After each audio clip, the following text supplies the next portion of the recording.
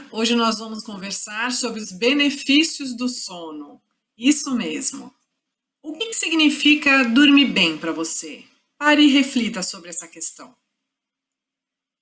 Se dormir bem não fosse tão importante, tantas pesquisas não existiriam a respeito desse assunto. Sabe, gente, de 24 horas que temos, 8 horas devem ser reservadas para um sono. Isso mesmo. O sono tem uma grande função, que é reparar o organismo. Mas você pode se perguntar, há só um tipo de dormidor? E os estudos mostram que há alguns tipos de dormidores, mas eles ressaltam que a gente precisa distinguir. Por quê? Quando a gente fala de uma categoria de dormidor curto e dormidor longo, nós estamos cientificamente nos referindo a uma classe que é geneticamente predisposta a ser um dormidor curto ou um dormidor longo. Diferente de pessoas, adolescentes, jovens ou até crianças que estão com o mau hábito de dormir pouco ou adultos, né, e jovens de dormir muito. Então, nós precisamos fazer primeiro essa diferença, tá, gente? O dormidor curto e o longo, como categoria, eles são reconhecidos desde bebê. É uma predisposição genética, então, desde sempre, essa pessoa ou dorme pouco ou dorme muito e tem a função reparadora acontecendo, como nós, que precisamos de 8 horas, né? Aqui eu estou falando de nós, eu estou incluindo aqui, gente, os nossos adolescentes, os nossos jovens e os nossos adultos, ok? As crianças precisam de mais horas, os bebês de mais ainda, porque estão em desenvolvimento, e os idosos necessitam de menos horas. Isso é o que os estudos apontam, ok? Então vamos lá. Por que dormir então às 8 horas, né? Por que essa necessidade de 8? Por que esse número 8? Então, gente, o que acontece? Existem fases e estágios do sono, ok? E os neurocientistas pesquisando compreenderam, diferente da concepção da década de 80, que se entendia que nós precisávamos passar só algumas vezes pelos ciclos do sono e já nos era suficiente aquelas horas que, de um modo geral, sintetizando para vocês aqui, era aproximadamente umas 2 horas e meia, o indivíduo já tinha ali o seu sono reparador. E essa teoria já caiu por terra. Eu quero falar para vocês, apresentar os ciclos do sono para que vocês compreendam o porquê dessas 8 horas, ok? Isso daí, gente, é o ciclo do sono e seus estágios. Acompanha comigo o estágio 1, lá está escrito sono superficial.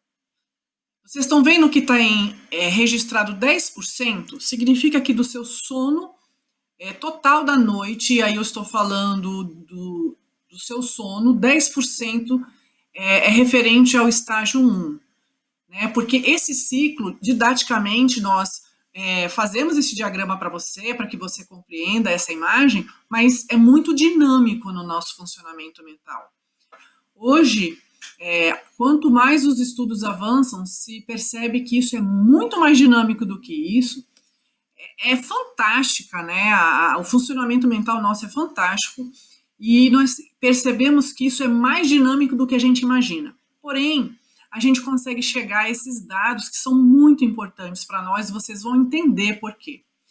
O estágio 2, ele é o estágio do início do sono pesado, e nós nos mantemos nesse tipo de sono aí durante a nossa noite de sono, nosso tempo de sono, por 45% do sono total. Em seguida, a gente tem o estágio 3, referido sono profundo de ondas lentas, tá? Ele é diferente e ele tem um percentual de 25% do seu sono. E laranja, destacado por essa setinha verde que eu coloquei aqui para vocês ali, a gente tem o estágio 4, ou sono REM. Queridos, o sono REM é aquele sono, REM significa movimento rápido dos olhos em inglês, né? Então, é aquele sono que se você vê alguém dormindo, você observa ali os olhos em movimento. É esse o momento do sono REM. Mas observem, de todo o sono, só 20% é da natureza desse sono, do sono REM. E é esse o sono vital, o sono restaurador. Não que os demais não sejam importantes, porque eles preparam todo o organismo, eles todos têm sua função. Mas a gente precisa desses 20% de sono para que a gente tenha realmente essa função restauradora que o sono promete. Tá? Então, diferente da década de 80, hoje a gente entende que nós precisamos passar diversas vezes por esses ciclos durante a noite. E por que a gente precisa das 8 horas, que foi a minha pergunta inicial? Porque para a gente ter esses 20% aí, a gente teria de 8 horas aproximadamente 2 horas de sono REM. Eu quero explicar para vocês que no sono REM, o volume do líquido encefalorraquidiano, tá, que banha todo o nosso cérebro, ele vai aumentar de volume 60%. É necessário que aumente 60% o volume para que o modo restaurador que nós acionamos em nós enquanto dormimos tenha eficácia, seja proveitoso. Então, quando ele aumenta esse volume, dos benefícios que ele promove é uma faxina mental.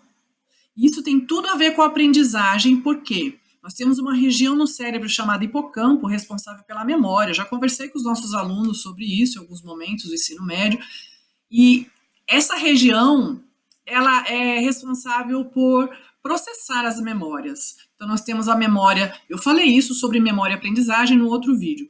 Então, durante o sono, gente, sabe aquele momento que eu falo de consolidação das memórias, que eu falo que é durante o sono? É isso mesmo. É durante o sono que se consolidam as memórias. E é necessário todo esse funcionamento acontecendo. Essa faxina mental, nós vamos mandar embora as informações que a gente não vai precisar e a gente vai reter aquelas que nós vamos ter necessidade mais tarde de lançar mão. Outras funções importantes também acontecem, como nós liberamos hormônios durante a noite, né? E um dos hormônios é o hormônio do crescimento, por isso as crianças dormem tanto quando o bebê, né, estão crescendo. E nós também precisamos, e porque não só para o crescimento é uma das funções do hormônio do crescimento, ele tem outras funções, e uma delas é restauração celular, restauração de neurônios, inclusive. Então, gente, é vital. Eu vou falar mais à frente sobre algumas questões, mas benefícios do sono: saúde física, saúde mental, relacionamentos, aprendizado, alimentação, enfim, para tudo. Sono é tudo de bom e a gente precisa dar bastante atenção para essa questão na nossa vida. Vamos lá? Ok, mas e se eu não dormir direito? Você está falando aí, você falou, Simone, que a gente precisa dormir às 8 horas. E se eu não durmo essas 8 horas, tem prejuízo? Vamos falar a respeito disso agora, porque eu falei de alguns benefícios e eu quero falar também sobre privação de sono e seus prejuízos, tá bom? Vamos falar prejuízos na aprendizagem, para que os nossos alunos, seus pais, colaboradores compreendam. Queridos, se é no sono que se consolida o aprendizado, só essa informação já justificaria eu cuidar melhor das minhas horas de sono. O ser humano, por natureza, ele é criativo. A criatividade é inerente à mente humana. Porém, você em privação de sono, priva também o seu processo criativo. Então, querido, você precisa de uma ideia nova, você precisa de uma solução para um problema que você deixa no seu cérebro. Você precisa dormir. Dormindo, você vai conseguir a criatividade necessária, a solução necessária para aquela questão. Ok? Então, prejuízos na aprendizagem também. Quando a gente não dorme direito, a gente fica com sono durante o dia. E os professores e nós, profissionais da saúde mental, estamos acostumados a ouvir os nossos clientes, os nossos pacientes, os nossos alunos falar de um sono incontrolável. A gente chama de sono rebote. É aquele sono que você está na aula e, né? Você tá lá na aula e você cai. Então, esse sono, gente, diz como foi a sua noite.